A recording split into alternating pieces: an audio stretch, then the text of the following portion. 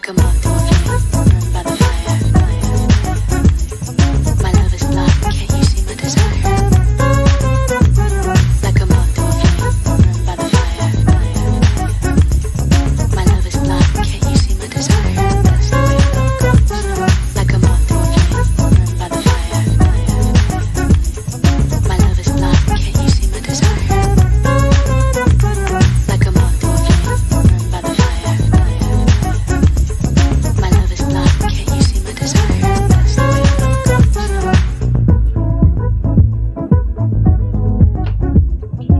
Oh, let's talk about this, guys. Let's talk about this.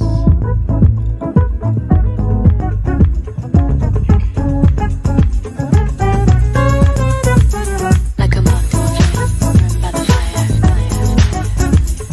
My love is blind, can't you see my desire? Like a moth to a flame, burned by the fire. My love is blind, can't you see my desire? That's the way love goes. Like a moth to a flame, burned by the fire. My love is blind, can't you see my desire? Like a moth to a flame, burned by the fire. My love is blind, can't you see my desire? That's the way love goes. Like a moth to a flame, burned by the fire. My love is blind, can't you see my desire? Like a moth to a flame, burned by the fire. My love is blind, can't you see my desire? That's the way love goes. Like a moth to a flame, burned by the fire. My love is blind, can't you see my desire? Like a moth to a flame, burned by the fire. My love is like a moth to a flame, burned by the fire. My love is blind, can't you see my desire? Like a moth to a flame, burned by the fire. My love is blind, can't you see my desire? That's the way love goes. Like a moth to a flame, burned by the fire. My love is blind, can't you see my desire? Like a moth to a flame, burned by the fire. My love is blind, can't you see my desire?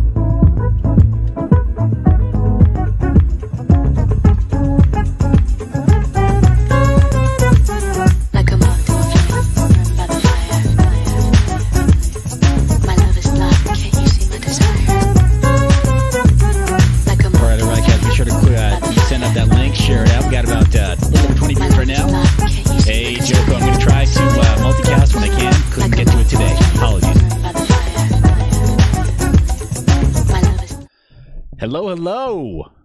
Beautiful audience. It's good to see you. I hope you don't mind I'm wearing some glasses today. Joko, I apologize. I'm not able to multicast today to BitTube. Guys, I love being able to multicast to BitTube, but today it just didn't happen. Womp womp. Makes me sad.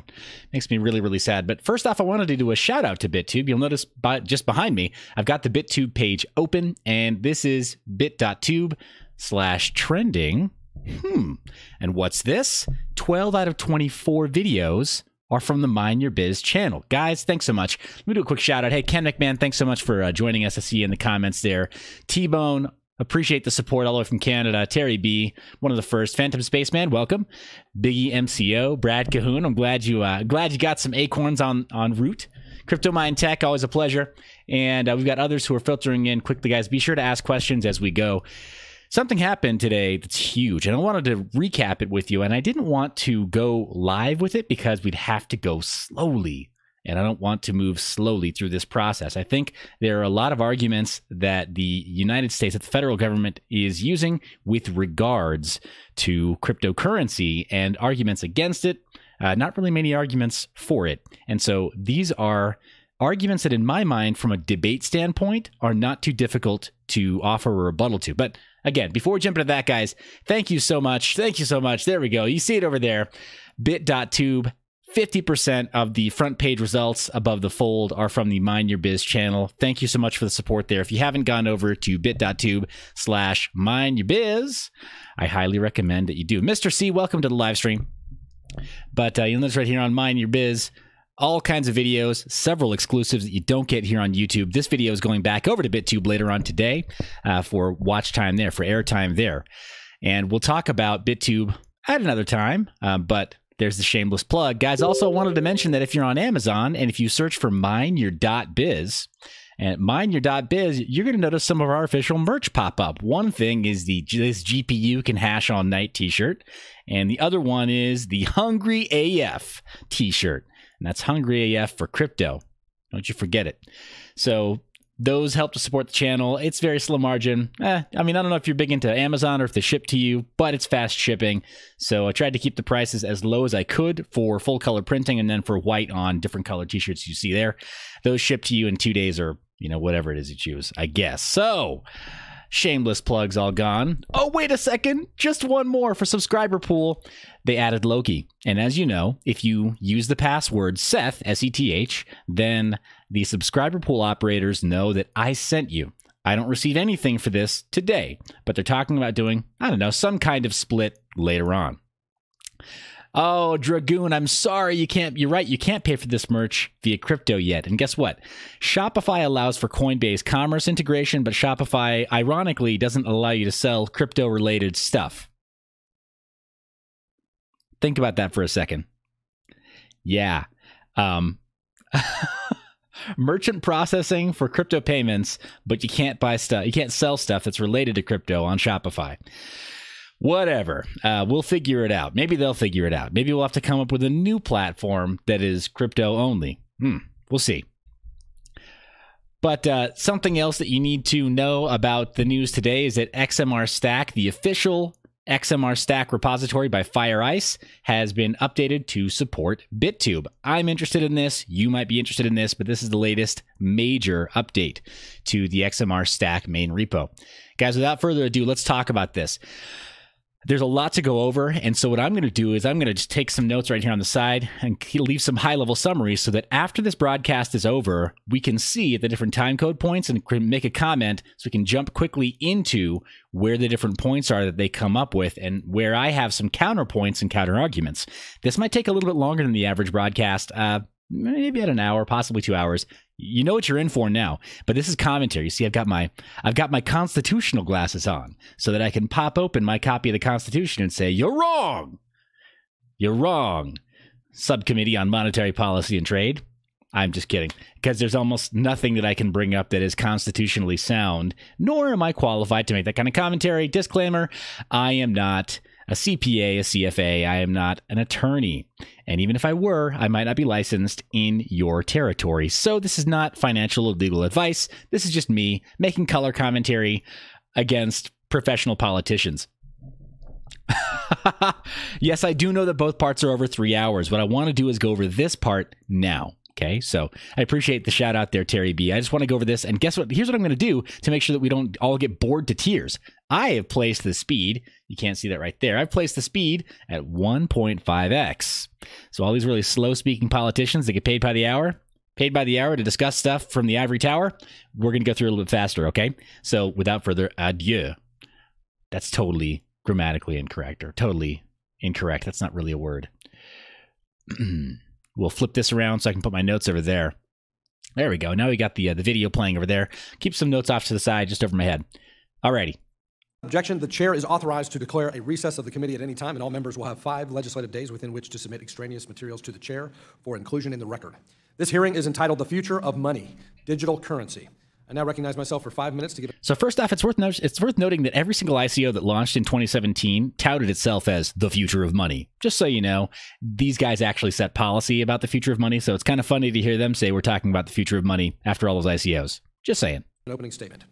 Today, we will discuss the future of money and how digital currency may feature in it. When discussing the future of money, it is pertinent to have a firm understanding of its defining characteristics and history. Economists define money as anything that acts as a store of value, a unit of account, and a medium of exchange. Various objects have been used as money, such as seashells, giant stone tablets, and cigarettes in prisoner of war camps. Commodities such as furs, rice, whiskey, tobacco, and corresponding warehouse receipts circulated as money on the American continent in the colonial period. Prior to America's independence, Americans imported gold and silver coins from European countries to use in trade, and the colonies issued their own specie before they and the Continental Congress began experimenting with paper money. Even the U.S. dollar has evolved since it was declared the standard unit of currency with the passage of the Coinage Act in 1792. It has undergone changes in dimensions, design, denominations, issuer, and backing, notably with the implementation and subsequent abandonment of the gold standard. In recent decades, money has been electronically stored in bank deposits and transferred with credit cards, mobile phones, and the internet. Cryptocurrency, however, was designed to be something different. Cryptocurrency Yeah, heck, yes, it was. It was designed to do something different, so let's talk about it differently. Allows users to potentially store value unlinked from fiat currency on a decentralized ledger and securely transact directly from person to person across a peer-to-peer network of computers apart from a commercial or central bank.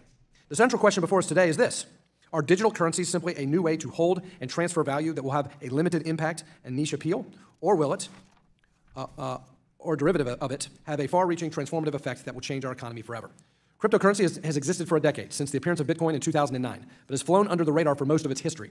For years after its creation, it was worth little, had few users, and garnered sparse mainstream media attention. However, the media and consumers have been taking note. With a stark rise in value in 2017, Bitcoin grabbed headlines as it reached a valuation of around $20,000 US last December.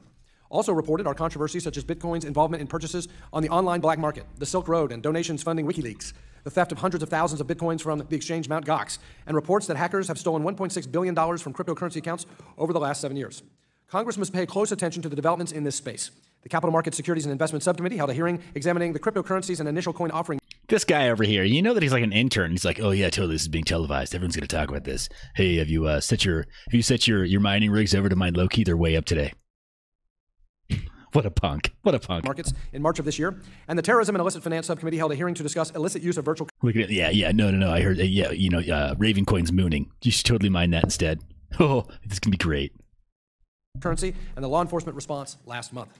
As chairman of the Monetary Policy and Trade Subcommittee, I am particularly interested in any impact digital currency may have on monetary policy and the international financial system. There's like one camera in the room, and this butthead like has to go right there. Sorry, like this kind of bothers me. We will discuss its use both in the United States and abroad. Thus far, some countries, like Vietnam and China, have banned or restricted it altogether.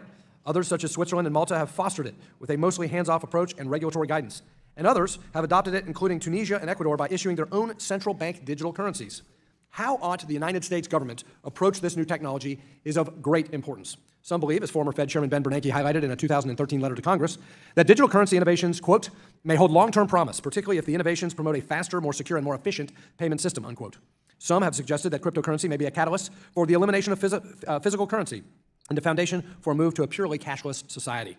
Others say that cryptocurrencies are not suitable replacements for coins and banknotes, such as European Central Bank Executive Board member Benoit Coe and the chair of the Bank for International Settlements Market Committee, Jacqueline Lowe, who in a joint article in the Financial Times entitled Bitcoin Not the Answer to a Cashless Society, called cryptocurrencies, quote, something of a mirage, unquote.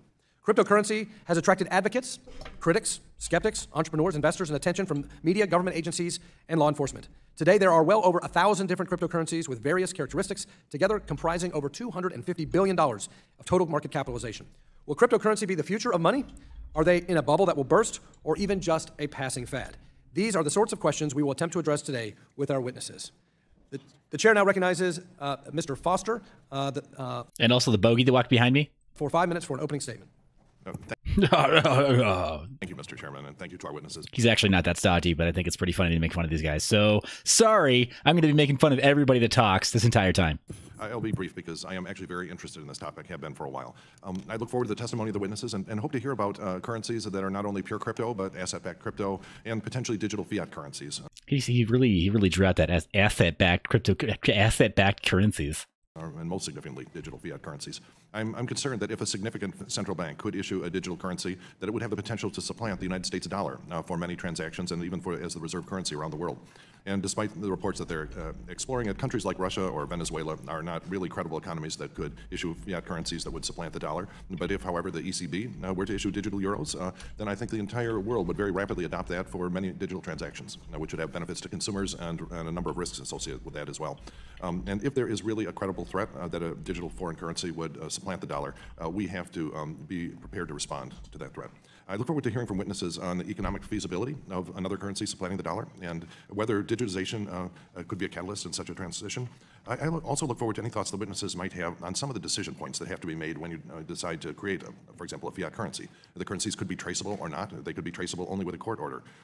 Whether or not trades could be busted in the same sense that a credit card purchase can be broken if you convince some entity that the transaction was fraudulent. And who makes that call, under what circumstances? These are what I see the really important decisions that cannot be evaded when we design a digital currency.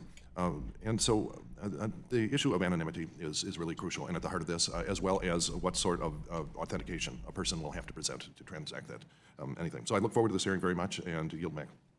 Gentleman yields back, and the chair recognizes for the remainder of the time Mr. Sherman for an opening statement. 2.5 minutes. Thank you. Blockchain is a good technology, but it can be used to track and transfer. I love that his first word was blockchain. Sovereign currency. There is nothing that can be done with cryptocurrency that cannot be done with sovereign currency that is meritorious and helpful to society. The role of the U.S. dollar in the international financial system is a critical component of U.S. power. It brought Iran to the negotiating table, and then we argue about whether we got a good enough deal or not in the. But then we had a $3 billion wheat purchase behind the Iron Curtain, right? Over in Russia using Bitcoin. So JCPOA, we would have nothing had it not been for the role of the dollar. We should prohibit U.S. persons from buying or mining cryptocurrencies. Mining alone uses electricity, which takes away from other needs and/or. Totally, all those babies dying in their incubators because of cryptocurrency being mined. I'm pretty sure. I mean, ask Roger Ver. People are dying when you make the wrong choice in crypto. And based on Mr. Sherman's comments, I'm pretty sure the babies are dying because your mining rig is sucking up all the electricity on the grid. So stop it. Or adds to the carbon footprint. As a medium of exchange, cryptocurrency accomplishes nothing except facilitating narcotics trafficking, terrorism, and tax evasion. But also murder and rape. Don't forget that. Murder, rape, and pillaging. Some of its supporters delight in that. I gotta be honest. I have a hard time not delighting in this guy's talk because it's so easy to disprove. If you can disempower the U.S. government from being able to prevent terrorism, narcotics trafficking, and tax evasion, you have somehow struck a blow for liberty. That is reason enough to ban it. But its role as an Sorry.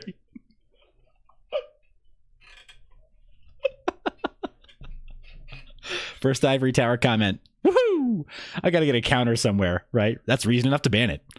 Thanks, Dad. investment is at least as bad. We have certain animal spirits in our culture, a willingness to take a risk, to place a bet. This can be harnessed by gambling casinos, which at least pay very high local taxes and created a city of Las Vegas out of a desert. We can better yet harness... Wait a second. Las Vegas was built by criminal activity. It was built by loan sharks, and it was built by drug dealers, and it was built by people who were into human trafficking. What? Those animal spirits to get people to invest in risky stocks, startup enterprises, and provide the technologies and jobs of the future. Or we can see those animal spirits spent doing nothing but helping create a market for tax evaders, narco-terrorists, and others who find that the U.S. dollar is not to their liking. At a very minimum, we need investor protection if we're going to have people invest in cryptocurrencies, and crypto offering memoranda and crypto registrations would be considered outright fraud and reason for incarceration if they were issued by somebody selling stocks, bonds, or any other investment. And finally, there is seigniorage, the money that we make as a country because we're the reserve currency, because we can issue a greenback that does not yield interest. There are people who are alive today because of the profits the U.S. government makes on that, whether it be to fund defense or medical research. All of that gets diminished. Yeah, except that all that's going to be diminished by the fact that we're in so much debt to China that's kind of meaningless. But go on. Cryptocurrency, I yield back. The gentleman's time has expired. Today, we welcome the testimony of Dr. Rodney Garrett, who holds the Maxwell C. and Mary Pellish Chair in Economics at the University of California, Santa Barbara. He has served as a technical advisor to the Bank for International Settlements, a research advisor to the Bank of England, and as a former vice president of the Federal Reserve Bank of New York. During his time at the Federal Reserve Bank of New York, he co-led the Virtual Currency Working Group for the Federal Reserve System. After leaving the Federal Reserve Bank, he consulted for Payments Canada and R3 on Project Jasper, a proof of concept for a wholesale interbank payment system. Mr. Garrett received his PhD from Cornell. Dr. Norbert Michele, who is the director of the Center for Data Analysis at the Heritage Foundation, where he studies and writes about financial markets, cryptocurrencies, and monetary policy. Before rejoining Heritage in 2013, Michele was a tenured professor at Nicholls State University's College of Business, teaching finance, economics, and statistics. Dr. Michele holds a doctoral degree in financial economics from the University of New Orleans. Dr. Eswar Prasad is the Tolani Senior Professor of Trade Policy and Professor of Economics at Cornell University. He is also a Senior Fellow at the Brookings Institution, where he holds the New Century Chair in International Trade and Economics and a Research Associate at the National Bureau of Economic Research. He is a former head of the IMF's China Division.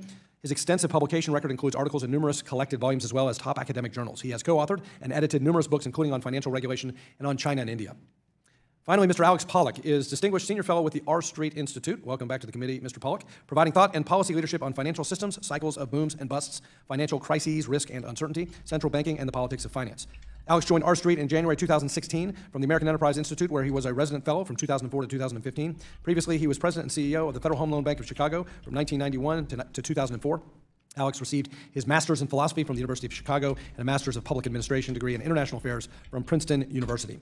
Each of you will be recognized for 5 minutes to give an oral presentation of your testimony without objection. Each of your written statements will be made part of the record. Dr. Rodney Garrett, you are now recognized for 5 minutes. If you can just push the button there to turn. He waits like 30 seconds like, oh no, my 5 minutes is almost up. Turn on your mic. Thank you. Thank you, Chair Barr, Ranking Member Moore, and members of the subcommittee. The convenience of electronic transfers has led to a decline worldwide in the use of cash. This is particularly true in countries where systems for transferring commercial bank deposits are more advanced. Sweden's mobile payment system, Swish, has been adopted by over 60% of the population, and cash use in transactions has fallen below 2% by value. Countries around the world are introducing their own faster payment systems, including the recently launched real-time payments platform in the United States. At the same time, PayPal, Venmo, and other private mobile payment platforms continue to improve convenience and speed of person-to-person and retail payments by leveraging conventional financial market infrastructures. It seems likely that the use of cash will continue to fall, and it's worth noting that there is a tipping point at which even if consumers seek to use cash, businesses and banks will not want to deal with it. What happens then? One possibility is that people will be content to transact primarily in commercial bank deposits, and things will be business as usual with a much smaller cash component to the monetary base. Another possibility is that people will demand direct access to some form of digital central bank issued money as a replacement for cash. And a third possibility is that people will turn to privately issued cryptocurrencies like Bitcoin. These options are not mutually exclusive, nor are they independent. The adoption rate of Bitcoin will depend not only on its performance as a money, but also on the alternative forms of digital money that the central bank provides. If consumers perceive that they have inadequate access to a cash-like medium of exchange, then they may be more inclined to turn to alternatives. On the other hand, if the central bank offers a digital form of central bank money to the public with sufficient cash-like properties, then perhaps this will appease those who miss cash. Central banks are currently evaluating numerous options for digital currencies, not just in response to the shift away from cash, but also for meeting core objectives and the enhancement of financial market infrastructures. Ongoing proofs of concept by central banks. Because there's a little bit of a foundational problem here in terms of the argument, and that is to believe that so many of us use crypto like cash, and really there aren't that many cryptos that are quite like cash. Certainly, the idea that we're waiting for crypto to become cash is a little bit wrong-headed in a Roger Kiverian sense. Like, sure, you could use certain kinds of cryptos like cash, but we're not necessarily looking for the United States government to issue something that's sort of a competitor to crypto in the form of digital cash. Maybe I just speak for myself. You guys tell me down in the comments, are you waiting for crypto to replace cash, or are you waiting for it to just be something else? Banks and private partners consider the use of central bank cryptocurrencies in wholesale systems only. These applications are driven by efficiency and cost considerations and have minimal monetary policy implications. In these opening remarks, I will focus on the merits of a widely accessible, retail-oriented central bank cryptocurrency that could be used for person-to-person and retail transactions. As suggested in blogger J.P. Coning's FedCoin proposal, a retail central bank cryptocurrency could transact like Bitcoin. However, instead of having a fixed money supply rule, the Federal Reserve would control the creation and destruction of these coins. Crucially, there would be one-to-one convertibility with cash and reserves, and hence a retail central bank cryptocurrency would not suffer from the high price volatility that undermines the usefulness of Bitcoin as a store of value and medium of exchange. The Fed could also choose to implement a cryptocurrency on a permission blockchain, which means transaction validation could be performed by vetted actors who are accountable for their actions without costly proof of work. Proposals to increase access to digital central bank money have been made before. Nobel laureate James Tobin proposed giving the public access to deposited currency accounts at Federal Reserve banks over 3 decades ago. A number of things have changed since Tobin's proposal. As I mentioned, the use of cash has declined. A major financial crisis may have changed some people's attitude towards commercial bank deposits, and technological advancements offer the potential for issuing digital central bank money in a new way with enhanced features. I offer 2 examples. First, the peer-to-peer aspect of cryptocurrencies could allow central banks to provide a digital money with anonymity properties similar to those of cash. Whether or not the central bank would want to do this is a complicated issue that requires balancing legitimate demands for individual privacy against concerns related to tax evasion and other criminal activities. Second, there is the potential to improve upon cash by creating what advocates of cryptocurrencies call programmable money. Programmable money allows trading partners to hardwire the terms and conditions of trades into their transactions so that they may be executed upon fulfillment of these conditions without relying on third parties. This is particularly useful for transactions that span multiple legal jurisdictions. Any decision to implement a retail-oriented central bank cryptocurrency would have to balance potential benefits against potential risks. A common objection to expanding access to central bank money is that it could disintermediate banks. However, it is also plausible that it could produce healthy competition. The risk of excessive... So let's talk about that really briefly, guys. Disintermediating banks, I think, is kind of half the point in terms of what was said before. First off, Mr. C, thanks for making a comment there about not necessarily replacing cash, but being an alternate to it. I think having there be having to be a disintermediary effect from cryptocurrency helps a ton. CryptoMine Tech, you got the right idea there, buddy. Bust out that pickaxe. A disintermediary is the mining network. We are the trust brokers. We're the ones disintermediating. Disintermediation would be mitigated by making any new form of central bank money more like cash and less like deposits. Thank you, and I would be happy to answer any questions. Thank you. Dr. Norbert Michele, you're now recognized for 5 minutes. Chairman Barr, Rep. Foster, members of the committee, thank you for the opportunity to testify today.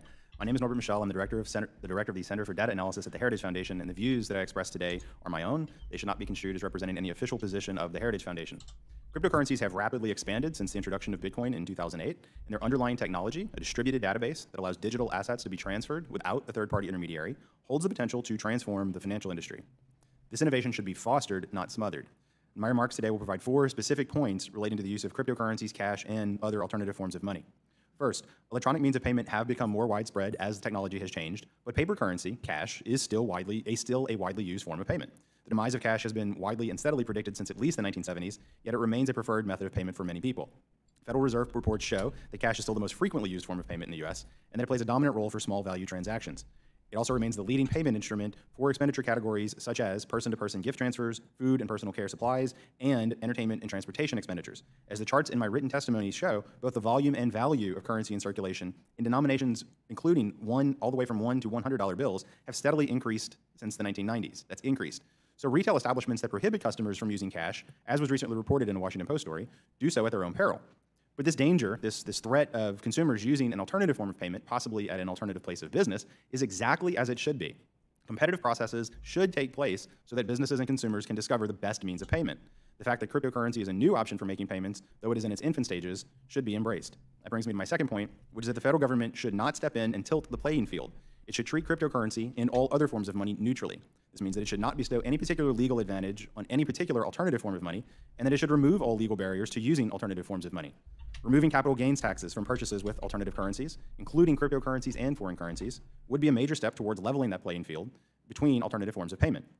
To further level the playing field, Congress should even consider allowing the U.S. Postal Service and other government agencies to accept these alternatives. My third point is that these competitive forces are the forces that push entrepreneurs to innovate and improve products specifically to satisfy their customers. They also expose weaknesses and inefficiencies in existing products. These same competitive forces can and should be used to improve money. The federal government's partial monopoly on money limits the extent to which competitive processes can strengthen money, and it exposes our money to the mistakes of a single government entity. Nothing can provide as powerful a check against the federal debasement of money as a threat of competition from viable alternative forms of payment. My final point is that centralizing cryptocurrencies within any government agency makes little sense. The technology promises potential benefits because of its decentralized nature. Centralizing the technology at a central bank offers no particular advantage over a more traditional electronic database. Furthermore, Congress and the administration should do all they possibly can to ensure that our central bank never offers retail bank accounts to the public, whether via a central bank-backed cryptocurrency or via a more traditional digital form of money. Implementing such a policy would give the federal government a complete monopoly of money and effectively nationalize all private credit markets. No private entity would be able to compete with the federal government for funds. Even Ken Rogoff, a staunch advocate for phasing out cash and forcing people to use only one type of digital money, admits that the biggest threat to the value of currency is often the government itself. That Rogoff quote is, quite frankly, an understatement. Giving the federal government the power to directly take money from its citizens with a few computer keystrokes in the name of some vague goal of stabilizing the economy simply amounts to the death of economic freedom. It is a terrible idea, and it's Congress's duty to protect Americans from those sorts of tyrannical acts. Thank you. Thank you. And now, That, my friends, is probably the most sense we're going to hear. Dr. Prasad, you're recognized for 5 minutes. Chairman Barr and members of the committee, thank you for the opportunity to testify in front of you on the implications of digital currency broadly defined for the U.S. economy and financial system. I should note that 2 years ago, I faced an important choice one afternoon, whether to spend that afternoon buying Bitcoin, which is not a trivial process, or to start working on a paper about Bitcoin and digital currencies. For better or worse, I chose the latter. So today I have no Bitcoin, but I do have a paper about the implications of digital currency. It's useful to frame our discussion around 3 questions. One, should the government or the Federal Reserve provide services that the private sector can provide more efficiently? That is something that a cryptocurrency, for instance, could provide. Second, what are the implications for the Fed in terms of its monetary policy objectives of low inflation, high employment, and most importantly, financial stability if digital currencies become widely prevalent? And third, what are the implications for the US role in the global financial system? As one looks at the landscape of cryptocurrencies, it's useful to keep one distinction in mind. That is a distinction between central bank digital currencies, which could use the same cryptographic technology as something like Bitcoin, and then non-official cryptocurrencies, which are essentially created in the ether, are a digital asset with no backing behind them, unlike the US dollar, which does have backing. Now, there are many proponents of the US and other economies moving to digital forms of fiat currencies. And I think there are some legitimate arguments about how that could reduce activity in the shadow economy, reduce illicit activities, improve the tax base, and in some ways even make monetary policy more efficient, even at the lower bound, where the Fed may not be able to use interest rate policy anymore. If all of us were to have non-interest-bearing deposit accounts with the Fed, which is fast becoming technologically feasible, and this is what Professor Tobin had suggested, this would make a certain aspect of monetary policy implementation a lot easier. But it's worth thinking about money in a broader sense. Money is created by the central bank, but also to a much greater extent by commercial banks. And I think this is going to have a serious implication for money creation in the economy, because as new technologies, new financial technologies more broadly eat away at the standard business model of banks, and as non-bank financial intermediaries start playing a major role in the financial system, the question remains, what role will banks play? Because those are the institutions that the Fed has direct control over and that are responsible for creating loans and therefore for creating deposits and a very important part of money. The other aspect in terms of thinking about the Federal Reserve's digital currency or any central bank's digital currency is what it does to the payment systems. Right now, the Fed has no role in retail payment systems. It has a very important role in intermediating financial transactions among the major financial institutions in terms of clearing and settlement of their transactions. With non-interest-bearing deposit accounts, one could well end up in a scenario where the Fed essentially starts managing a retail payment system as well. It's not obvious that this is the ideal solution, but it's worth thinking about the alternative. If, in fact, we had a situation where both the retail payment systems and also the wholesale payment systems among banks are managed through distributed ledger technology, which might become feasible, then what happens in a time of crisis of confidence? In normal times, this actually might lead to significant gains in efficiency. Again, the private sector might do far more efficiently than the government the management of these payment systems. But the issue of trust in the central bank, especially at a moment of crisis of confidence, becomes really important. So if you look around the world and think about central banks like Sweden that are thinking about introducing a digital version of the fiat currency, the objective they have in mind is not to intrude or reduce innovation, but basically to provide a backstop to the payment system to make sure that it's not all in the private sector and subject to a crisis of confidence. There are other concerns related to regulatory arbitrage and the possibility of cross-border capital flows, again, illicit as well as licit, that could be facilitated, which would certainly improve efficiency, but also potentially also make underground activities easier to execute. And finally, on the issue of the US dollar's role as a global reserve currency, there I worry less. I think it's possible that if other countries were to issue their own currencies in digital form, you could have the medium of exchange shifting towards non-official cryptocurrencies, towards other currencies. But what preserves the US dollar's role as the ultimate global safe haven is not just its role as a medium of exchange, but its ability to serve as a safe haven. And that requires US institutions, which I think are still pretty strong and are going to retain foreign investors' trust. So I think as a store of value, the US dollar's role remains secure for now. Thank you. Okay, so what he's basically making the argument for, though, is multiple different blockchains. So in the comments, guys, I love what we're talking about as far as like Bitcoin and the potential for crypto in general to be a way, not just necessarily to circumvent the law, but to give it a little nudge, right? Give it just a little push in the right direction. So thank you, Hero Y, for bringing that up. But what he's talking about as far as there being like a stable store of value is, I mean, these guys are like a couple of years late to the party. It's what we've been talking about as far as Bitcoin becoming like the stable store of currency, a la gold standard, and then everything else sort of being like the transactional settlement layer, a bit like Monero. So thanks for bringing it up, guys. TC, appreciate it. I mean, it had to be said. Had to be said. Thank you. Mr. Pollock, you're recognized for 5 minutes. Thanks, Mr. Chairman and Mr. Foster, members of the subcommittee. This hearing poses really interesting questions, which to answer require some speculation and guessing, along with thinking, we hope. Among the intriguing questions is whether Bitcoin or another cryptocurrency could become a successfully privately issued fiat currency. That would mean being widely accepted, constantly used in payments and settlements, used to denominate debt and other enforceable contracts, and people going around and not asking what's the price of Bitcoin, but what's the price of this in Bitcoin. We're way away from that, but it's imaginable. As the chairman said, the history of money demonstrates a wide variety of monies that have been used. There have been numerous historical examples of private currencies, but to my knowledge, there's never been a private fiat currency. Those are reserved for the power of governments. For private currency, as an example, circulating notes of state-chartered banks were common in the 19th century. You might have carried in those days in your wallet a $5 bill from the Third State Bank of Skunk Creek, for example, or hundreds of others. But all such notes were banked by the loans and investments and capital of the issuing bank. They were not fiat money. The dominant historical trend in money has been to create ever more central bank monopoly of currency over several centuries of development. Will the new and ubiquitous computing power of our time reverse this trend and create more competition in currency? With Dr. Michele and the famous economist Friedrich Hayek, I think it might be a good idea, but I don't think it will happen. Bitcoin theorists imagine it will, but I believe it's easier to imagine moving in exactly the opposite direction, that is toward even greater monopoly by the central bank through digital money. Mr. Foster made the point it's not only our own central bank, but other powerful central banks we might think about in this context. And many central banks are indeed interested in having their own digital currency, so the general public, not only banks, could have deposit accounts with the central bank in addition to carrying around its paper currency. And the appeal of this idea to central banks is natural. It would greatly increase their size, role, and power. With current technology, this would clearly be possible. The central bank could have tens of millions of accounts with individuals, businesses, associations, municipal governments, and anybody else. And there's not much standing in the way of that in terms of pure financial technique. But would it be a good idea? No, it wouldn't. In such a scheme, the Federal Reserve would be in direct competition with all private banks. It would be a highly advantaged government competitor, and it would be regulating its competitors. That's what central bank evolution tried to develop out of. In the American banking system, there are about $12 trillion in domestic deposits. Could a Federal Reserve digital deposit account system grab, say, half of them? Why not? That'd be $6 trillion, which would expand its balance sheet to $10 trillion. Now, what's key in this is to remember that if you have deposits on one side of your balance sheet, you have something else on the other side. So what would the Fed do with this mountain of deposits? And as my friend Norbert said, well, it would have to make investments in loans. It would become, by this means, the overwhelming credit allocator of the American economic and financial system. I think we can safely predict its credit allocation would unavoidably be highly politicized, and the taxpayers would be on the hook for its credit losses. The risk would be directly in the central bank as opposed to central bank support of somebody else. So as Norbert said, I think to have a central bank digital currency is one of the worst financial ideas of recent times. Still, it's quite conceivable to think of as a possibility, and it's good for us to think about it. In conclusion, I think if we look at the money of the future, digitalization will continue, but I don't think the fundamental nature of money will change. It will surely be the monopoly issuance by a central bank.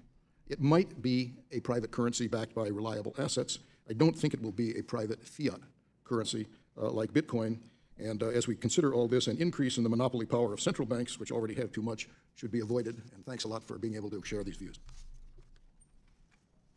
Thank you for your testimony. And the chair now recognizes himself for 5 minutes for questioning. Let me just start with this idea of cryptocurrency potentially supplanting or displacing U.S. Federal Reserve notes as the world's reserve currency.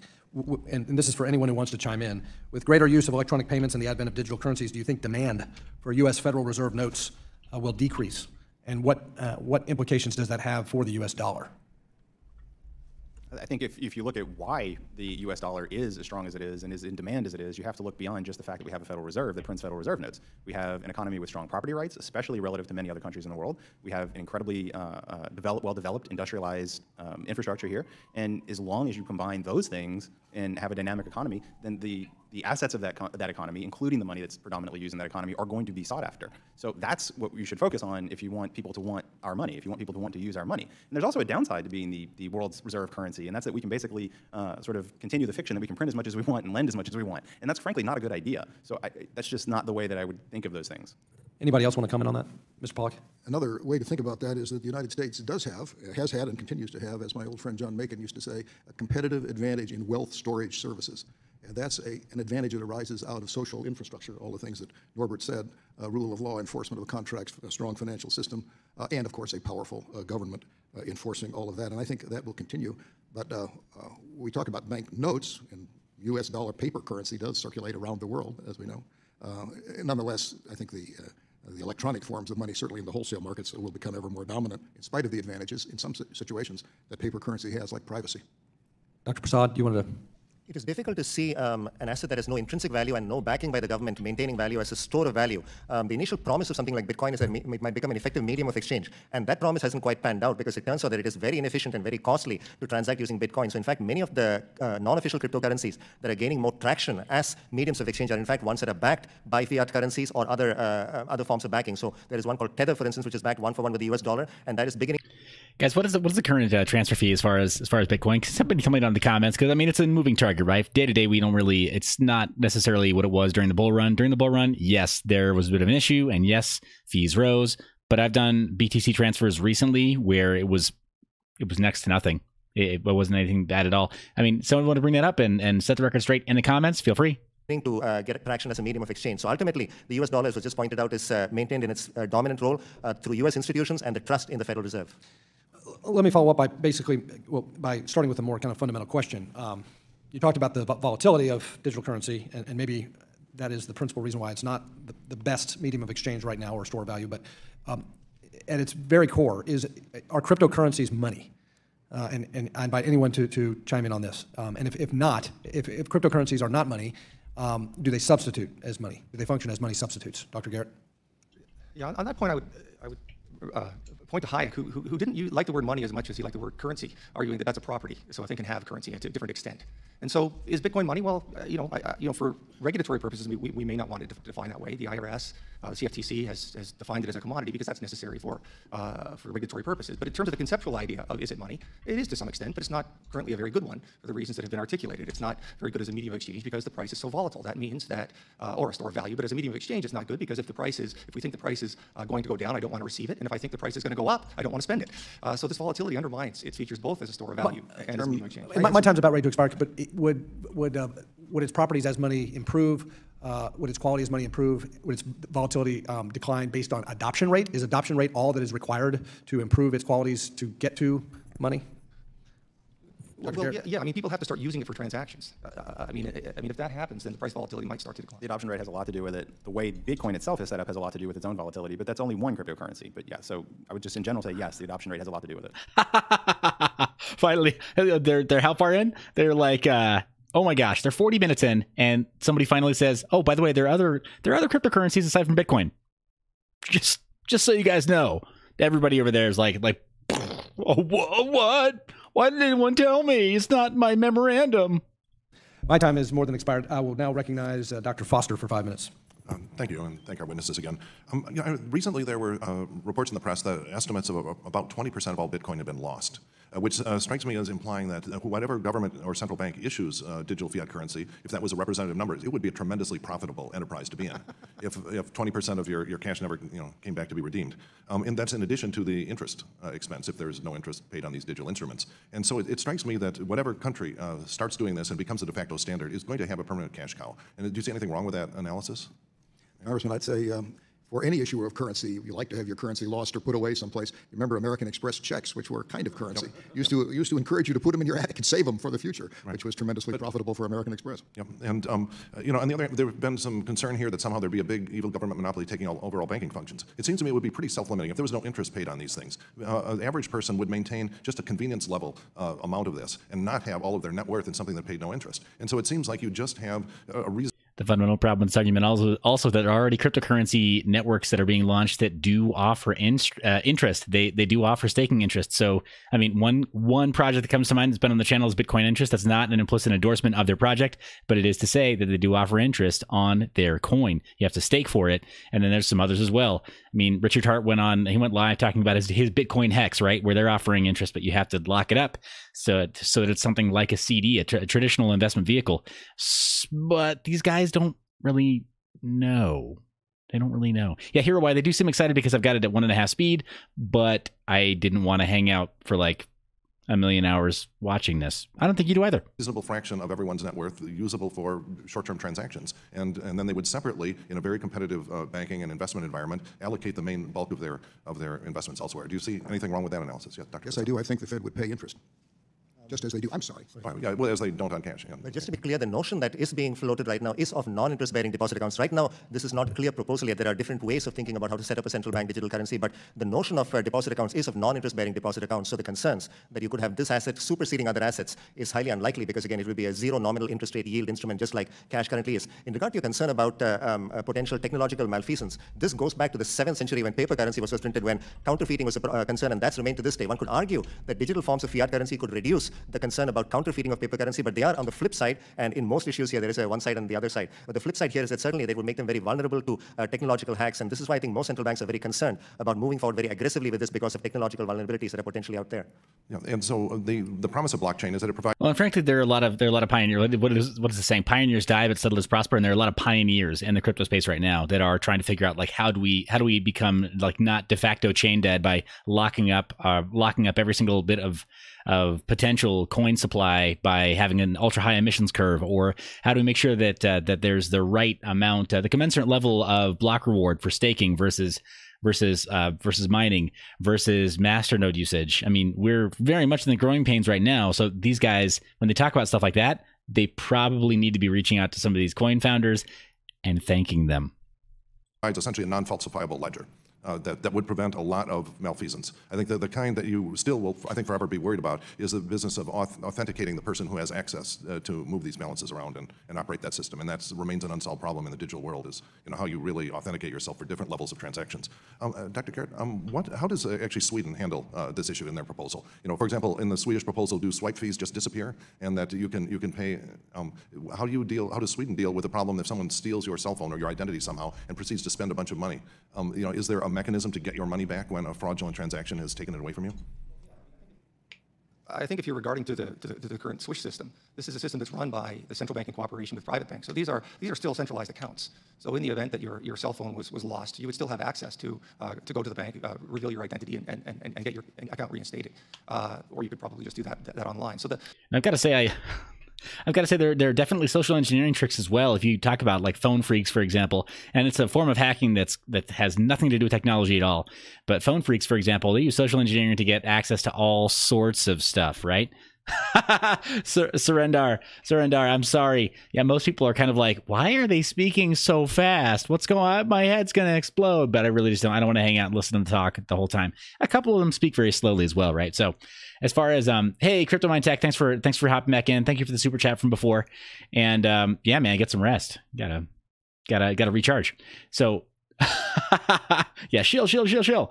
Right? So as far as, oh man, I lost train of thought. You guys totally derailed me. Maybe I am playing it too fast, but I want to get through it really fast, right? I don't want to sit around and talk about it for forever. So thank you so much. Thank you so much, Roy, for hopping into the channel, the chat. I have no idea who that is. Roy, nice to see you, Roy. I don't know who you are, but Roy, I'm going to call you Roypy. Thank you for jumping in. Totally agreed. Hybrid proof of work and proof of stake could be just as wasteful as proof of work, potentially. I disagree on some level. I think there could be a masternode system where proof of stake is used, but I digress. Let's not talk about tech. Let's talk about money. Sweden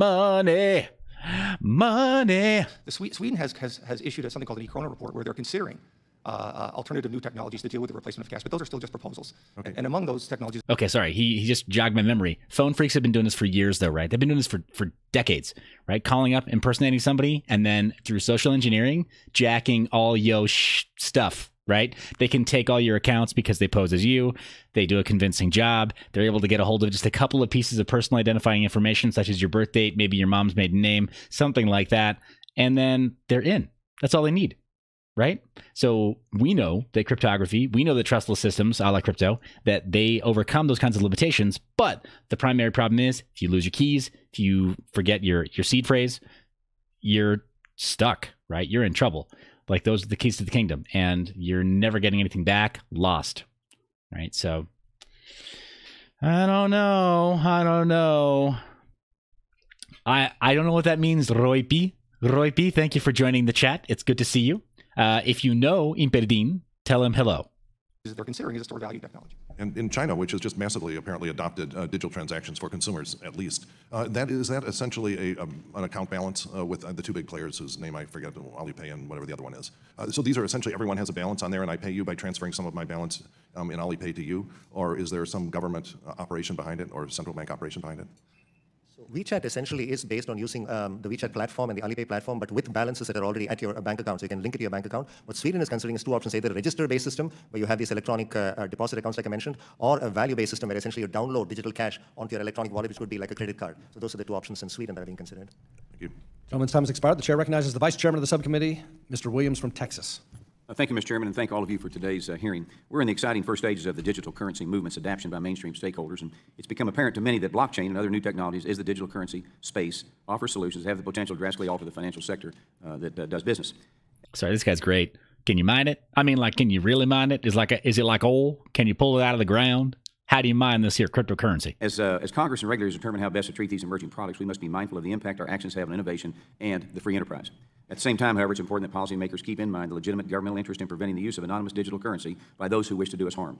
I look forward to discussing with the experts today on the best path forward. So my first question, Dr. Michele, is you state in your testimony that Congress should work diligently to eliminate tax and other legal impediments to the development of alternative currencies as well as new applications for blockchain technologies. What are the impediments to development of alternative currencies, new applications for blockchain technologies, and what can Congress do about them? I think the main one, honestly, I do believe is capital gains tax. The fact that you have to keep track of basis in every single transaction you would make, that's a major impediment to using anything other than the U.S. dollar for your transactions. So that's the biggest one. Otherwise, on a regulatory side, I think if we look at BSA, Bank Secrecy Act, anti-money laundering laws, ensuring that nothing is treated differently. Yes, it is true that criminals have used Bitcoin, but criminals also have used airplanes, computers, and automobiles. We shouldn't criminalize any. And criminals use cash by the millions. They use cash by the millions. So thank you. I'm sorry. I'm just gonna let this guy talk. I'm sorry. Everything that I say actually takes away from what he says because he's just preaching the truth here. Those instruments simply because criminals use them. Those components, I believe, are the main barriers to using to a more widespread adoption of these things in the U.S. Okay, thank you. My next question is Dr. Garrett. Your testimony presents three options for consumers in the event that cash is no longer available to them. Number one, use commercial bank deposits for everyday transactions. Number two, demand direct access to digital central bank issued money. And thirdly, turn to privately issued cryptocurrencies. So what would cause consumers to choose options 2 and 3 when that guy keeps trying to swallow his yawns? He's dying. He can't handle it anymore. Back there. Yeah, poor guy. Sorry, I should jump back. That was so rude. But that guy is just like, why did I have to sit behind the dude the camera's on? Option 1 is an existing familiar technology that is already becoming increasingly convenient as a payment method. So first of all, let me say that I agree with what you said at the end there. I mean, there's nothing wrong with our current banking system, and people have been and as I mentioned in my testimony, new means for transferring commercial bank deposits are constantly arising. That's increasing the ease with which we make not only person-to-business payments, but particularly peer-to-peer payments, person-to-person payments. So in those scenarios I outlined. And I'm sorry, also, the guy sitting right behind him looks like Aziz Ansari, doesn't he? Right? That may as well be him. It's waiting for him to be like, treat yourself. I couldn't help myself. The first scenario is probably the most likely. But as cash actually disappears, that starts to create problems in a society. Sweden is currently dealing with this. And the governor of the Riksbank recently wrote an opinion piece where he talked about some of the pain points that occur when physical cash really starts to disappear and when businesses stop receiving it. And so what I'm really talking about is that future scenario. And at that point, the central bank has to decide if it wants to withdraw completely from providing a payment device for the general public or whether it wants to offer some sort of digital alternative. And one of those digital alternatives could be, possibly down the road, some form of cryptocurrency that's offered by the central bank. And the primary reasons for doing that, I think, one would be if you wanted to allow some type of privacy component within transactions of this currency, like is currently possible with cash, subject to limits, and as I said, balanced against the risks of tax evasion. Wait, he totally just he almost said something brilliant that he totally backpedaled. I mean, subject to limitations. We don't want too much freedom. Don't give him too much freedom. I mean, what would happen? Think of the children. Criminal activity. These are the options that the central bank will ultimately face, and my argument is that these are something that we should be prepared for. Okay, let me stay with you, Dr. Garrett. With the dozens of digital currencies out there, all with different attributes that make classifications difficult, what is the appropriate framework for us to use if Congress approaches legislation addressing the digital currency? Well, that's a very difficult question. That's why I ask it to you.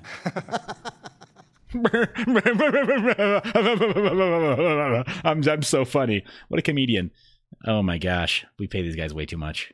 Well, there's people have the ability to issue these private currencies, and they're going to exist. And I think, just like Dr. Michael said, one can't make something illegal just because it might be used for illegal purposes.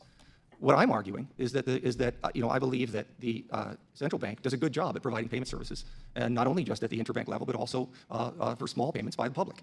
And I think the central bank should continue to provide the best have for the U.S. dollar. Yeah. I think if you look at why the U.S. dollar is as strong as it is and is in demand as it is, you have to look beyond just the fact that we have a Federal Reserve that prints Federal Reserve notes. We have an economy with strong property rights, especially relative to many other countries in the world. We have an incredibly well-developed, industrialized... Guys, I totally skipped ahead, and I apologize. I don't know what just happened there, but it skipped. Infrastructure here. And as long as you combine those things and have a dynamic economy, then the assets of that economy, including the money that's predominantly used in that economy, are going to be sought after. So that's what you should focus on if you want people to want our money. If you want This guy's stuff is way too good. I got to jump back. Have for the U.S. dollar.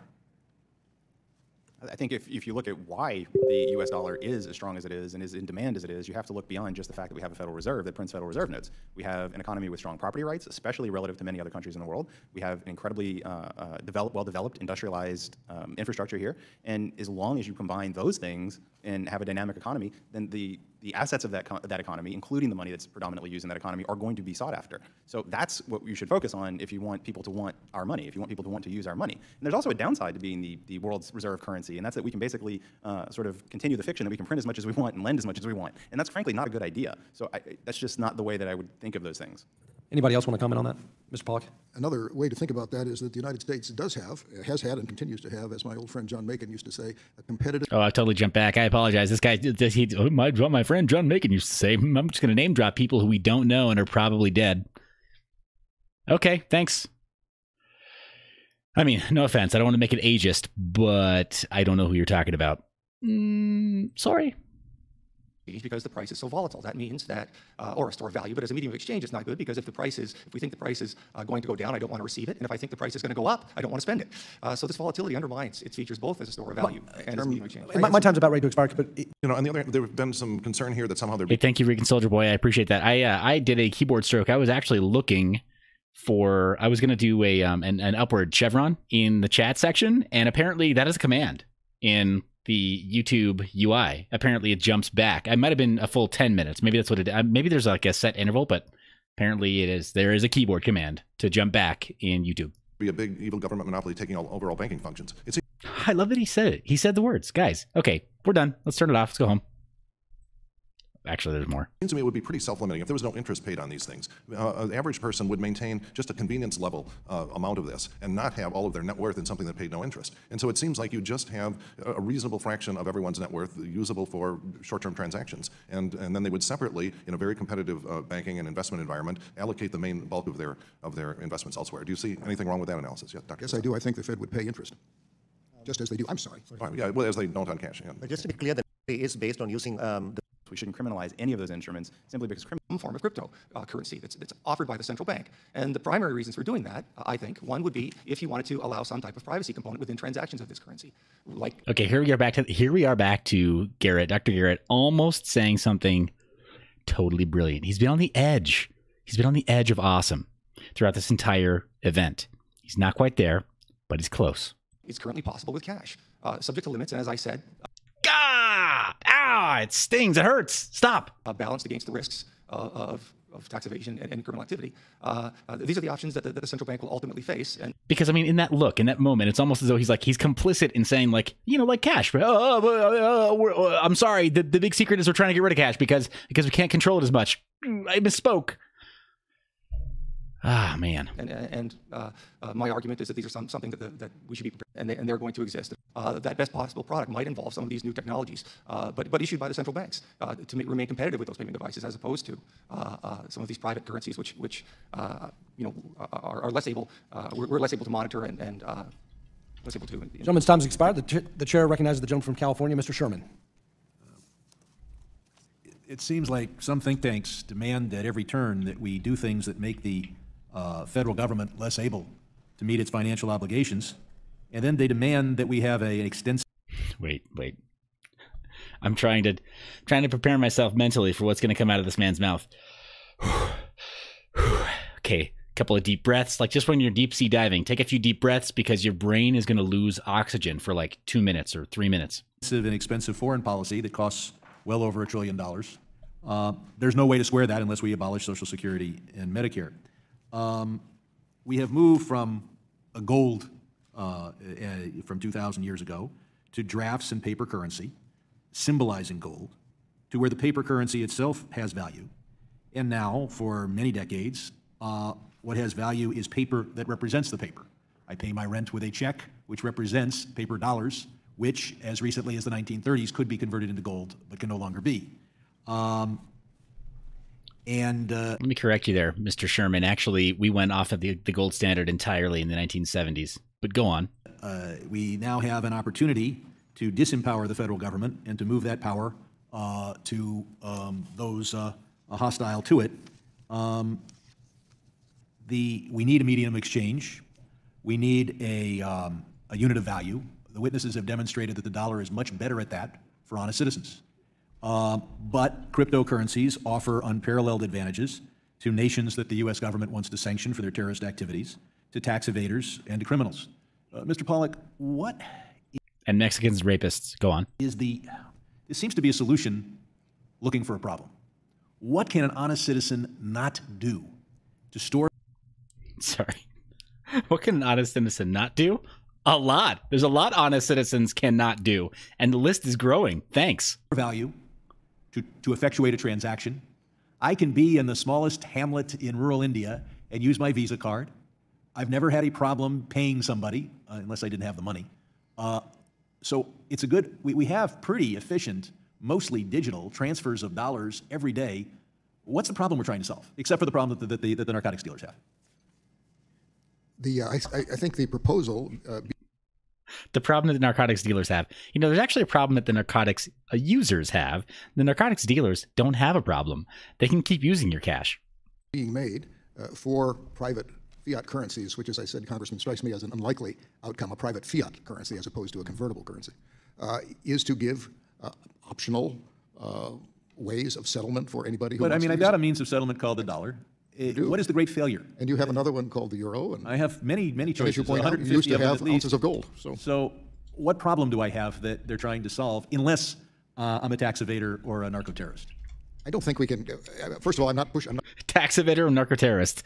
Wow, he went from talking about being a narcotics person or being sort of like a vague drug dealer boogeyman to being a narco-terrorist. Whew. Escalating and escalating, getting curiouser and curiouser. I'm not pushing, as you know, this solution. I'm trying to illustrate that it is a solution only to the problems of tax evaders, criminals, and terrorists. But you might...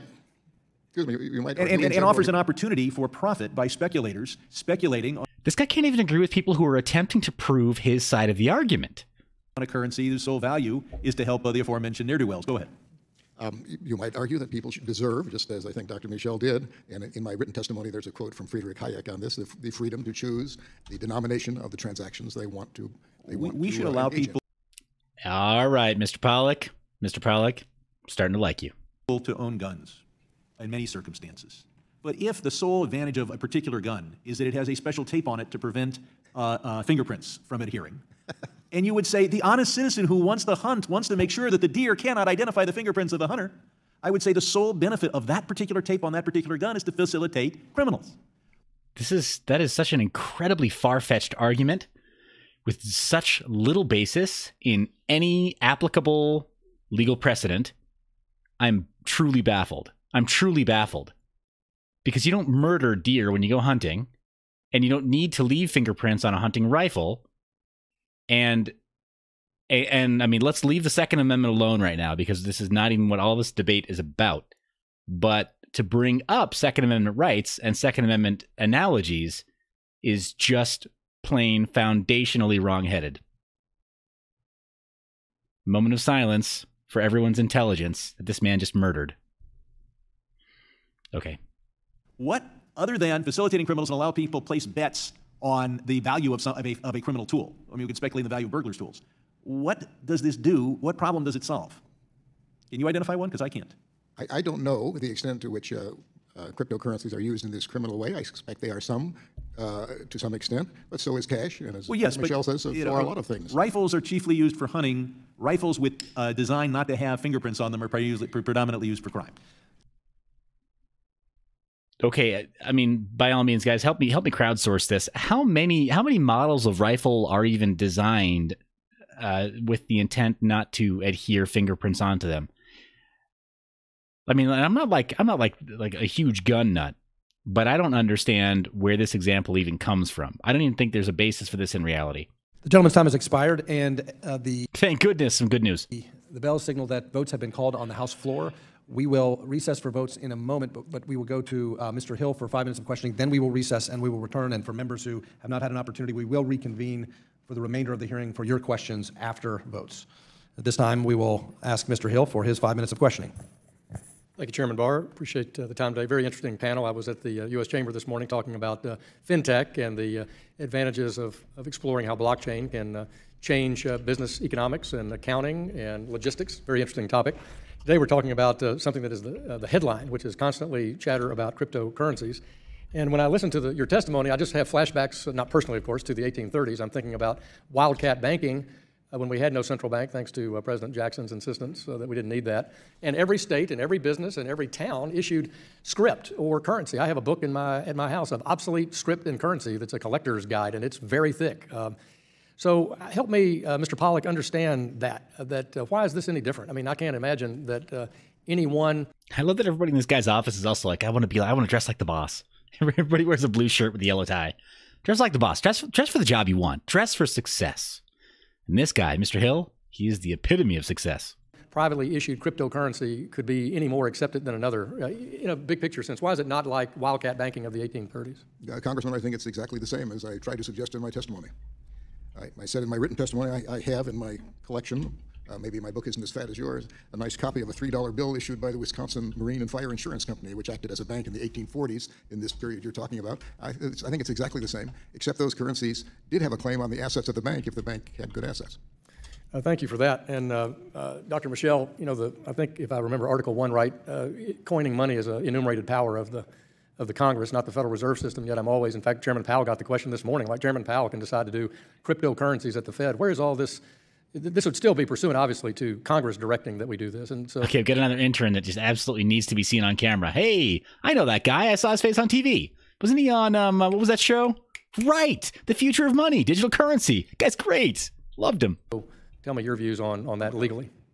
Legally, I hate to venture a guess because they seem to be able to do quite a bit without legislation. This is no surprise from your testimony. Oh, shots fired. The right kind of shots, and that actually is a gun analogy that fits. Yes, thank you. And then Dr. Prasad, a question for you. You talked about potentially, because of blockchain, truly an innovative area, that potentially you'd make some forms of money or credit, I'd say obsolete, like an account payable receivables. Hey, he's fixing this tie too. What's wrong with these guys? They're surrounded by sycophants. For example, people wouldn't necessarily have as big a line of credit. So you're concerned about future credit creation and open market operations. I assume that's where you were coming from in your testimony.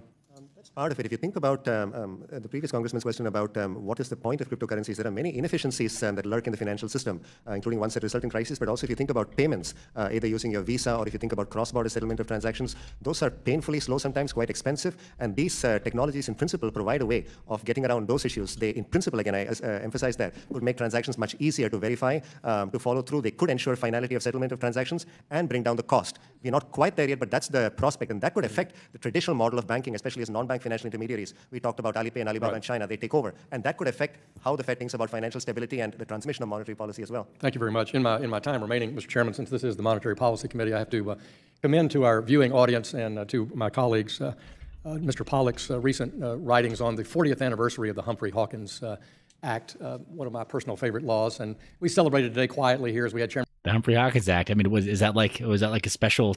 Is that that's where the girl asks the guy to the dance, right? The Humphrey-Hawkins Act. But then there's some kind of monetary exchange. I'm sorry. Go on, Mr. Hill. Chairman Powell testifying, and I always find the goals of Humphrey-Hawkins odd. You have full employment and price stability. So I didn't get to ask my question. I'll let you have the last word, Mr. Pollock. How is price stability consistent with perpetual inflation? Setting a 2% inflation target. It is not. That's one of the great mysteries of the Federal Reserve, how stable prices, which is actually the term in the Act, is consistent with their announced strategy of perpetual inflation. Thank you. That's one of the great mysteries of finance. I yield back. The gentleman yields back from those good questions, and I am informed that because this is going to be an extraordinarily long vote series on the House floor, we may be losing members. And so I'll reverse course and call on our colleague from Ohio for the last set of questions for the hearing, and that is Warren Davidson, who is now recognized for 5 minutes for the final question of the hearing. Thanks for the bonus time, Chairman, and thank you all for being here. And I assume you're relieved a bit, so you won't be waiting for us for an hour and a half or two to get back over here. So thank you for your expertise in this. And I think just beginning with the nature of currency, what is our currency? And part of the stability of the U.S. dollar lies not just in the resources of the United States, but in the resources of the world, the petrodollar. Everyone has to settle their current account at some level in U.S. dollars because everyone uses crude oil. And so we have an effective monopoly on settlement there.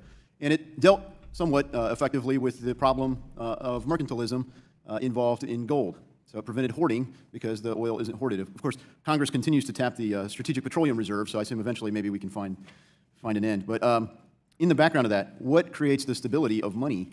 And I guess I want to get at, in cryptocurrency, we use the word for everything. We use it for crypto securities that are really nothing more than non-voting shares in companies in some cases. This is what the SEC is trying to regulate. We've established that, that numerous of these crypto... Okay, first off, this guy, he presents an air of authority as someone, you can just tell, he presents an air of authority as somebody who's actually done more than 5 minutes of reading on the topic. Breath of fresh air. Commodities are effectively commodities, but we're not quite sure that they're currencies. Mr. Pollock, you summed it up well by saying there's a big gap between how much is this in Bitcoin. And so I guess that's the question I'd like the panel to explore. Maybe Mr. Michele, would you like to pursue? Dr. Michele? The question specifically being the nature of money in crypto. So what would make a cryptocurrency a currency, not just a commodity, not an asset? How do you move from whether it's Bitcoin or Petro coin or Michele coin, Warren coin? I like the sound of that one. That's good. Uh-oh, watch out, Michele coin coming to an exchange near you. When Binance? In like 5 days if this guy backed it, right? If we're talking about a medium of exchange, then what we have is either a currency or a substitute for currency or a substitute for money. If it's all digital, maybe we shouldn't call it currency, but the idea is what is the medium of exchange? And my whole point is that people should be allowed to use whatever medium of exchange that they want to use.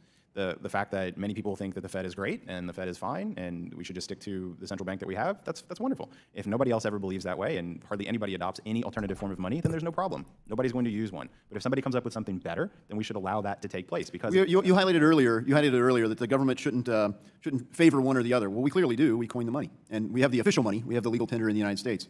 Mr. Pollock, how do you see migrating that path for something to really become a currency? To be a currency, as I tried to suggest in my remarks, you have to be readily accepted in settlement of payments and debts, and to be a unit which is used to denominate contracts. And that means that people in general believe that that currency is going to be available and accepted by other people, and they have to believe that other people accept that, and everybody else has to believe that other people will accept that as well. It's a strange social creation, money that comes out of belief backed Okay, this is the foundation of the greater fool theory. It has me a little bit concerned for where Pollock is headed here. up by sets of enforcement of. It's a great history of money. It's highly curious to think about. Yeah, I'll just build on that. I mean, I think what you're really getting at with your question is, why does Bitcoin have any value at all? And as Mr. Pollock just said, for a currency to have value and function as a currency, it simply has to be the case that you accept it from someone on the belief that someone down the road will accept it from you. And Right. one of the interesting things that makes that work, apparently, with something like Bitcoin is the currency supply rule. There's a fixed rule for how the money increases over time, but that's known and fixed. And so you don't have to worry that the issuer of the currency will behave irresponsibly and devalue it. So that's sort of a fundamental aspect that gives Bitcoin value once somehow that process has started where people have started to believe in it. But it also it can be problematic because it means that you have a fixed rule and you are not able to provide currency in a way that might be beneficial in general for the economy. Thank you so much. I'm sorry I couldn't get to everyone, and frankly I couldn't get to nearly all my questions, but nearly universal liquidity I think is the defining characteristic, and then we can't get to the store value related to Petro. But thank you so much for your time. Thanks for your indulgence, Chairman. Thank you for your questions, and thank you for yielding back your time. And I'd like to thank all of our witnesses for their testimony today. Again, I apologize for the brevity of the hearing. I think we had a lot of members with a lot of interest, but because of the interruption of votes, we will have to end this hearing a little bit early. But given the fact that digital currencies and cryptocurrencies will continue to have a greater and greater impact on our financial system and the broader economy, I'm sure we'll be revisiting this issue and exploring this topic further in the future. Without objection, all members will have 5 legislative days within which to submit additional written questions for the witnesses to the chair, which will be forwarded to the witness for their response. I ask our witnesses to please respond as promptly as you are able. This hearing is adjourned. Dang, man, they got 5 full days to come up with responses? That's like plush. You saw Michele was like, yeah, I got some for you right now. He was like freestyling, like it was straight up, committee hearing jazz. All right, so here's the breakdown that I've got right now. So, and I don't think that much has changed throughout the entire thing. So basically, we've got Sherman saying crypto's bad, and clearly, I mean, he gets paid to be excited about talking bad about crypto. And then you've got Garrett kind of, I couldn't tell where he was at, man. He said some stuff that was sort of like that showed that he was fence sitting a whole lot. And then Prasad just didn't really say anything of substance either, other than he prefaced it by saying, like, I didn't buy Bitcoin. So he's a no coiner. Let's get in the game there, or at least that's that we know of. And then Pollock, man, I don't know. He brought up maybe one good point, and that is credit allocation and managing huge investments. Now, you have to get people into the space who then are still taking trust out of the equation to an extent, because they are trusted parties managing portfolios and managing investments. But then you take the best parts of crypto and you throw them out the window because you're putting them back in control of small groups of people. So yeah, that is a conundrum, Pollock. That is a conundrum. And then, of course, guys, the hero for this event, who was it? Of course, it was Michele, talking about, in summary, crypto, good. Leave it alone. Competition is good. That's why. Because why? Centralization is idiotic. It's just dumb. So, all right, I declared Michele the winner of this round. Okay, this is going to be like whose line is it anyway, right? The games are made up, but the points don't matter, because at the end of the day, they just say, all right, leave. We'll talk to you in 5 days. Anyway, that seemed like fun. I had somebody in the community like, Seth, why aren't you making commentary on this? And I said, really good point. Why am I not? Why don't we speed it up and why don't we make some time for commentary in the edges? Guys, I'm going to take a little break myself. And if you want to see the first part of this, then go ahead and smash the like button down below. Thank you for hitting like.